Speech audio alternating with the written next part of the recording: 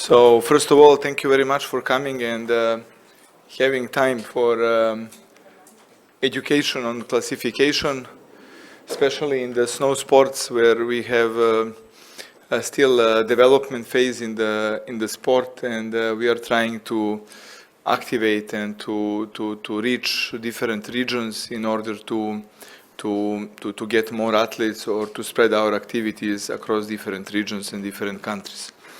But before I start with my presentation, my colleague Sandra Titulaer, she will give you a short introduction on who is here with us and how the days will look like, and then after that I will continue with my presentation. Thank you. Welcome all. I will do a short introduction of everyone here on this classifier course for alpine skiing, Nordic skiing and snowboard, para-snowboard.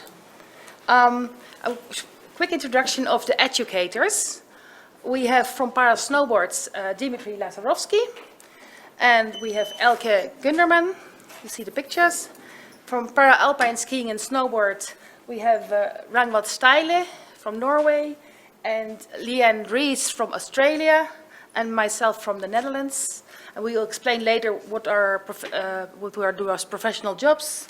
And from Nordic skiing, oh, that's a nice word, we have Catharina Magu and Dia Pernot, also from the Netherlands. And the rest of the introduction we will do after the presentation of Dimitri. Most important thing is you have the booklet with all the rules in English and Korea, and you have the rule books from all the different sports. So that's also we will use during the presentations. So this is my first start. The rest we'll do later. Oh, yes, it works in Korea as well. Let's start. We are all here because of the snow sports. Snow sports in International Paralympic Committee are under the governance on the International Paralympic Committee, and we have there 4 sports, so alpine skiing, snowboard, cross-country skiing, and biathlon. All those sports are under the patronage of the 2 sport technical committees, and those committees are conducted with different people that they have different roles.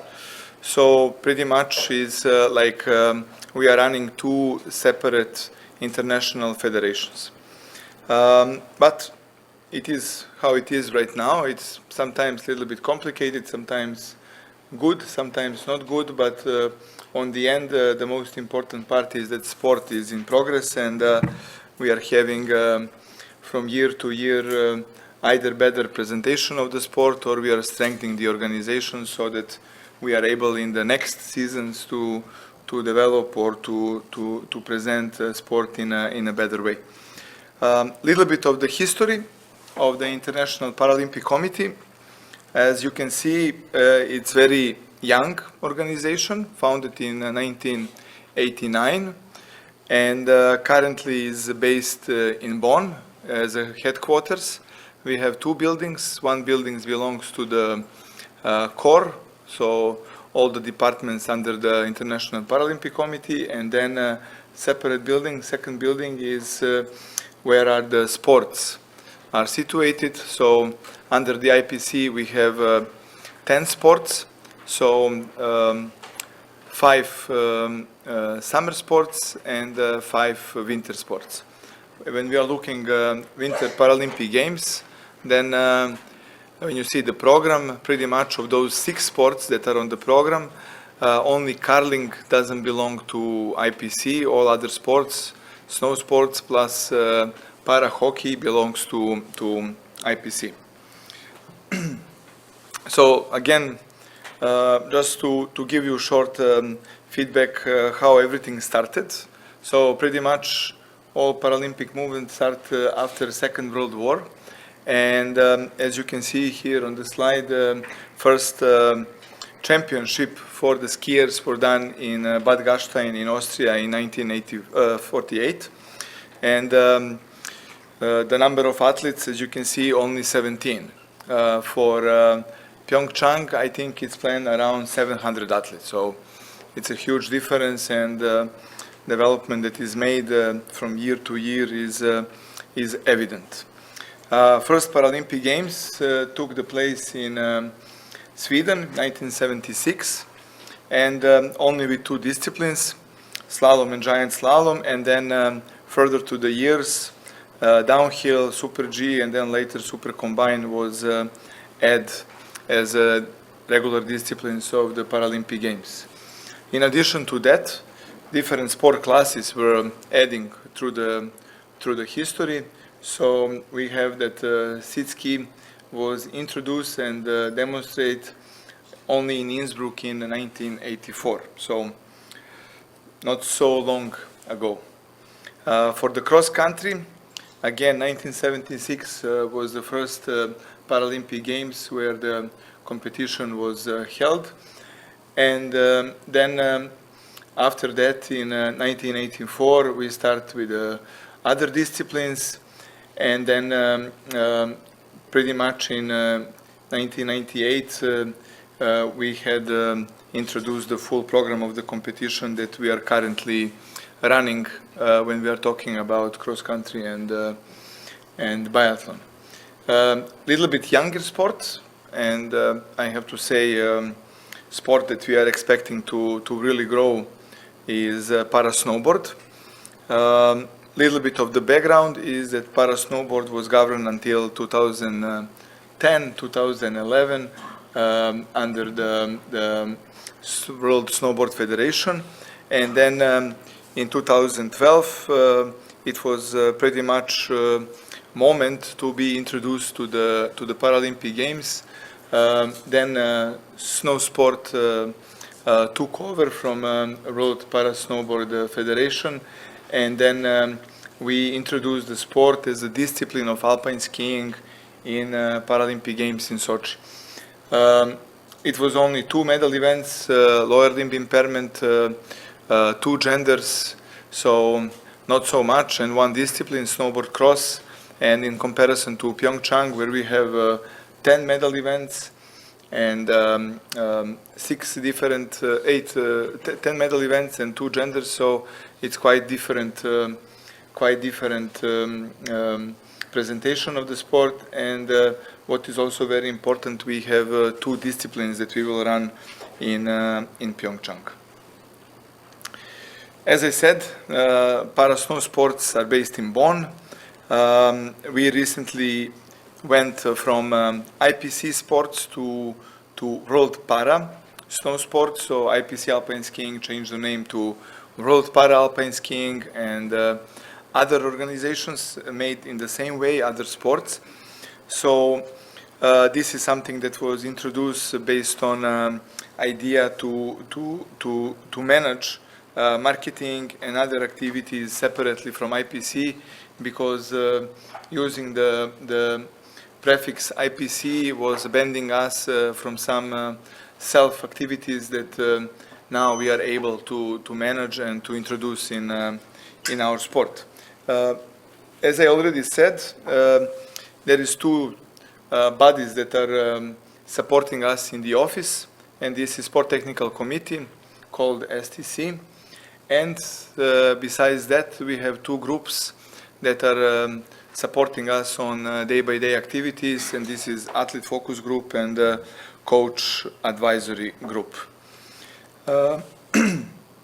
So the sports are para-alpine skiing, para-snowboard, para-Nordic skiing, and para-Nordic skiing is divided in 2 disciplines, cross-country and biathlon.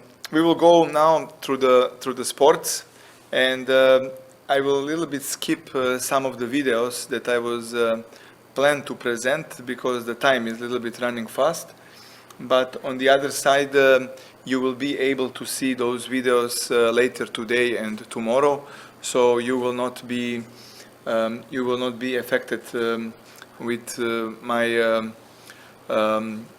lack of the time to present everything what I was planning. Now this part of the presentation, I will go through the different sports, and I will try to provide you just a short introductional feedback on different classes, on sport disciplines, where you can search and where you can find different informations on the website. And what is also probably the most important, where you can find official documents that you will use today or these days, like classification rules, like some forms that we are using in the process of classification.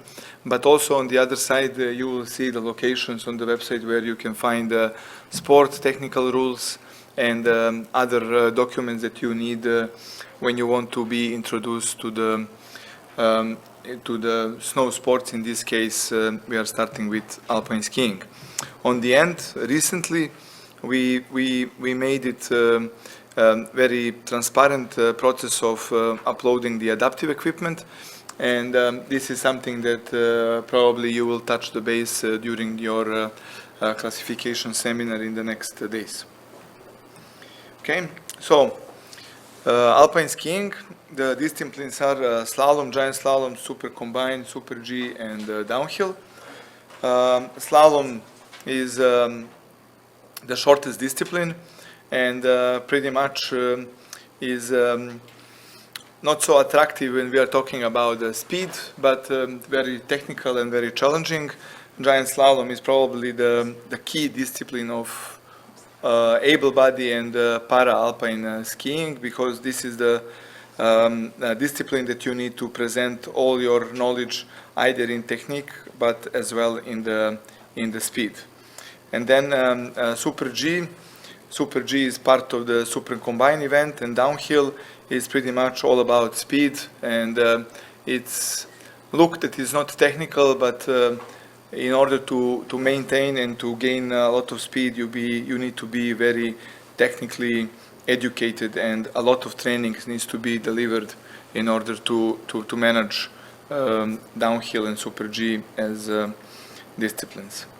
Okay, about the classification, para-alpine skiing have three main classification categories. It's a visual impaired, standing, and sitting athletes. And in order for athletes to compete on World Para-Alpine Skiing events, they must be internationally classified.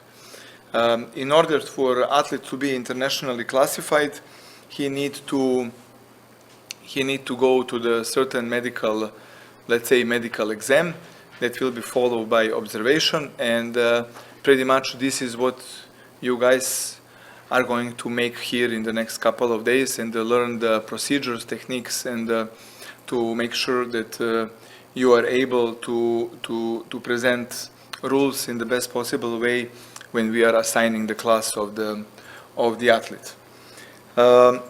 So in the visually impaired category, we have three subclasses, let's call it like this. It's B1, B2, and B3. B1 are totally blind. Then B2 are partially impaired, so they have a limitation on the sight, but you will learn more on that if you are more interested, because this seminar will be only about physical impaired athletes.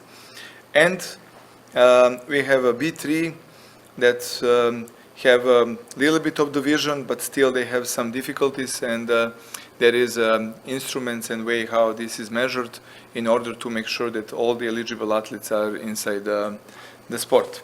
Then there is some technical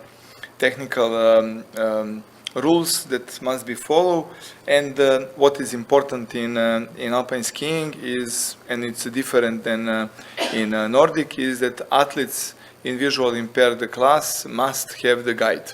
Without guide, that they cannot compete. Okay. I will not do the video of alpine visual impaired. I will do the video of biathlon, which I think is more interesting, but I will present you the video of the sitting athletes, because I think this is something that is interesting for you here to see. On the other side, standing athletes are divided in several classes, and you will learn in much more details how they are divided. And you will see, even that it looks a little bit hectic, you will see that there is a very good way how you can learn and how you can understand all these classes, so that you are very familiar with it and the procedures, how the classes are assigned. Sitting classes divided again in several groups, and pretty much it's led by the muscle power, but also you will see there is other criteria that should be followed in the classification process.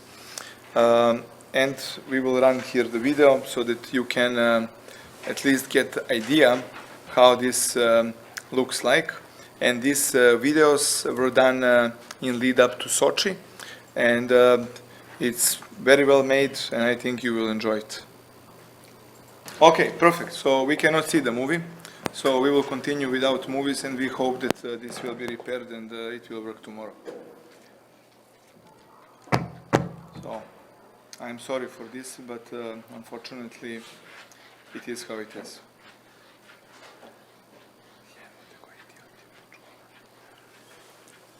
Okay, we continue. So the website, as I said, no, it's done tomorrow. So we are done. So the website of the para-alpine skiing, you will contain all the information that you need to know, and then on the certain pages here, you will be able to find all the information that you need.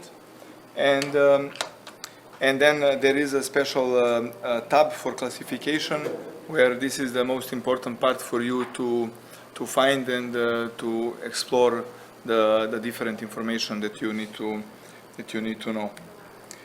Then under the rules, you will find all the different files and folders that you need to have in order to understand better the sport, and then you can follow up on different things in lead up to competition or in lead up to classification or whatever is important for you in that particular moment.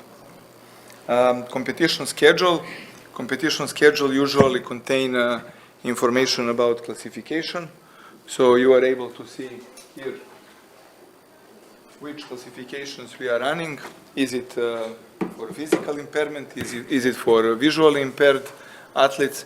So, and then there we will publish all the information about outcomes of the classification, schedule, who is the classifier, and other important information about classification, location, and other things.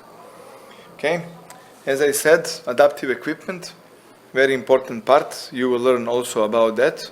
Adaptive equipment is helping athletes to practice the sport, because without adaptive equipment, probably half of the athletes, maybe even more, will not be able to compete.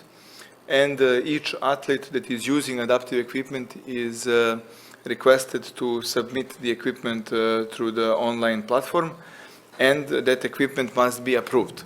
If we see that adaptive equipment can bring any kind of advantage to the athlete in performance of the sport, adaptive equipment will be rejected, and then all these advantages needs to be removed in order to equipment be accepted. So it's very important part. Okay, and pretty much this will conclude alpine skiing. If you have any questions, we can go shortly for 2-3 minutes. If not, we will continue with snowboard. Okay, no questions. So let's go with snowboard. Pretty much all snow sports are organized in the same or similar way under the para snow sports, and we are trying to keep consistent look, consistent location of the different files. So once you understand where and what is placed under the alpine skiing or under the Nordic skiing, then you will easily find under the snowboard. So this consistent took us some time, but now it's very easy to find and to maintain the knowledge on different platforms under the para snow sports. So para snowboard, we will not run the video. This will be run by Sandra probably, or other presenters in the next few days. Currently we are running the snowboard in 3 disciplines: banquet slalom and snowboard cross, and those two disciplines are on the program of the Paralympic Winter Games. New discipline in Pyeongchang will be banquet slalom, because snowboard cross was run in Sochi. Giant slalom is a discipline that we are using pretty much for development of the sport. It's very easy to organize, very easy for athletes to enter the sport, and we are not having so many giant slalom events organized under the snowboard, but when we have the new countries trying to organize something, then usually we advise them to start with the giant slalom. Okay, this is covered. Eligible sport classes.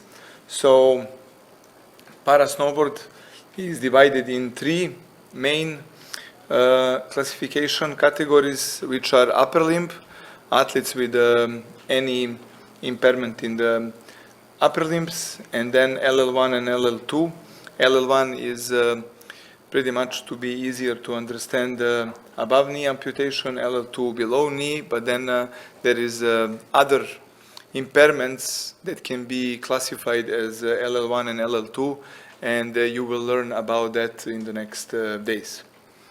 Again, to compete in World Para Snowboard events, athlete needs to be internationally classified, and this is why it is very important to have these seminars around the world in order to make sure that we can attract, assess, and make sure that athletes are eligible to come and participate in different snow sports. In this case, snowboard. Okay. Okay, we jump over.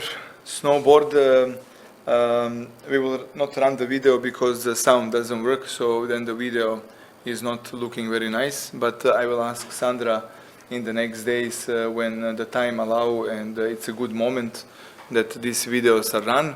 On the other side, all these materials will be left with the organizer of this seminar, so then you can take those videos and watch at home or whenever you have time to follow it up. The videos are very interesting and in very nice and simple way explain the major and key differences between the classes and explain how the sport is performing by the athletes.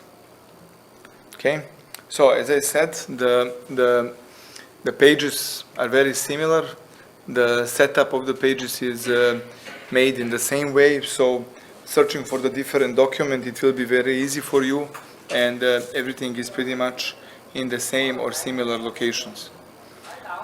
Classification is as well indicated in the same way above the competition schedule, so that it's very easy to find and to follow up on the latest information.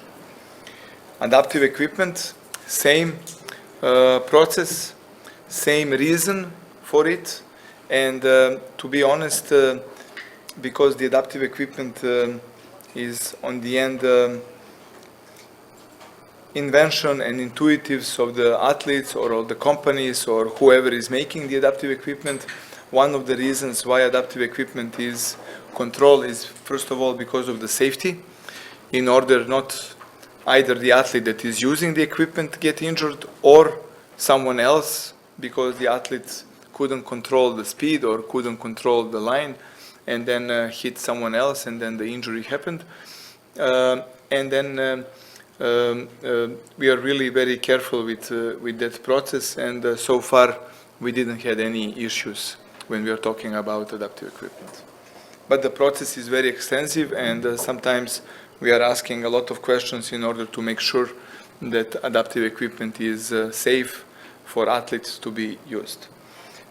Also, what is very important when we are talking about adaptive equipment is that adaptive equipment must be commercially available, which means that any athlete in the world should be able to buy any adaptive equipment that is used in the circuit.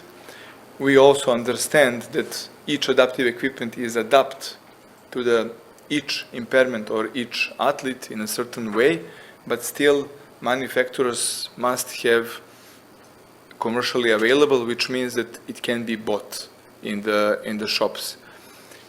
It's not written how much it can cost, but it's written that it must be commercially available. So probably there is other layer of the problems when we come to that topic, but let's stay where we are now on the sport side. Just short overview on the sport itself. So we are very well focused on the regional activities. This is for us very important, and pretty much this is why we are here. We need to have a very good relationship in the regions, and this is the key component of the development of the sport. And we will continue supporting, in this case, Asian region. And in this year, we are having, besides the regular suspects, Japan, China, and Korea, the events. We have events in Iran, in Armenia, and we will start pushing for more nations, so that in the near future your athletes will have opportunity to compete in Asian region, and then when they get experience and they get knowledge, then they should go outside of the region and then start competing on the World Cup level, World Championship, and whatever is it. Okay, so pretty much this is how development should look on the competition side. So this is where we are here now. So all the newcomers, all the new athletes should compete on the regional and national level, and then when they get enough experience, points, and get good equipment, then they can come to the World Cup, and then from there start pushing up to the World Championship and the Paralympic Games.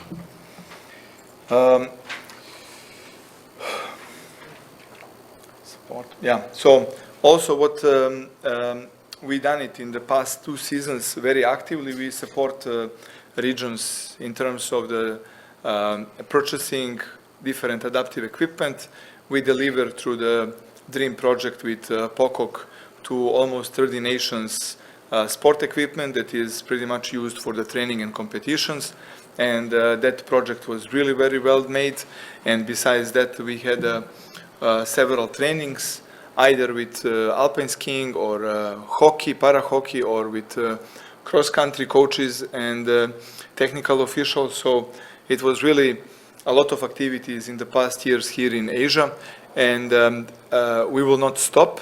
This is what is really very important, and that development needs to continue because we need to use the presence of the summer and winter Paralympic Games in Japan and China, and keep up with development of the Asia, because this is the moment, and now we have a full focus of the society, of the governance, and I am sure they will be very supportive in giving or allocating the budget. So we will help you whatever you need as well, as usual, but we cannot help you if you are not giving us opportunity to help you. So you need to be very active, and you need to be very open-minded toward the different activities, and on the other side, we are here always to help. Okay, so don't forget the Gitos Foundation. We can get a lot of funds from there. Then we are able to provide some grants through the different other sources, like we done it with Armenia, Lebanon, and Iran through the German government. So please contact us, be proactive with us, and we will always try to help with different opportunities.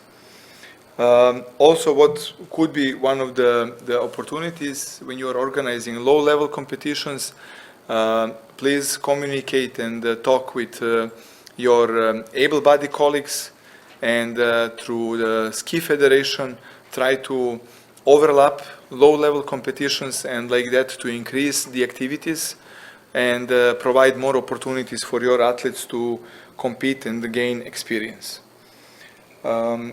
We mentioned already the competitions, we mentioned continental cups, and I think because we will not run the videos because the time is already expired. Just on the end, I would like to ask you, whoever will be present on the Paralympic Games, please communicate with us through your organization, CASA and KNSFD. And if you have any questions or something, we can always support you, or at least help you to go and see how the athletes are performing during the Paralympic Games. And I hope this will help you to stay in the sport and to further develop the snow sports activities in Asia. It is very important to have you as a classifiers either on the national or on the international level, because classification is the key, is the door of the Paralympic sport, and each athlete must open that door, go through classification, get or be allocated with a certain class, and then start competing. Without that, Paralympic sport is not existing for them. Yeah, I mentioned all this. So I would like to wish you very good seminar. I hope you will all gain a lot of knowledge. Our presenters are very experienced, and they made several this kind of educational seminars in the past. So please be proactive, try to learn and to gain as much knowledge as possible. And if there is any questions, please be open-minded and ask them everything, because now is the unique situation that you have 5 classifiers here from different sports, and now is the best moment to get all the information from the first hand, because after that then pretty much everything will be done through the emails or conference calls, but it's always better to talk in person. So thank you again for the participation. Have a good days of the classification seminar, and if you have any questions for me now, please be free to ask. If not, then my colleague Elke is here, and she can also get from you questions, and I will be more than welcome to answer you in the next days. Okay, if there is no questions, then thank you very much, and enjoy the rest of the seminar. Thank you.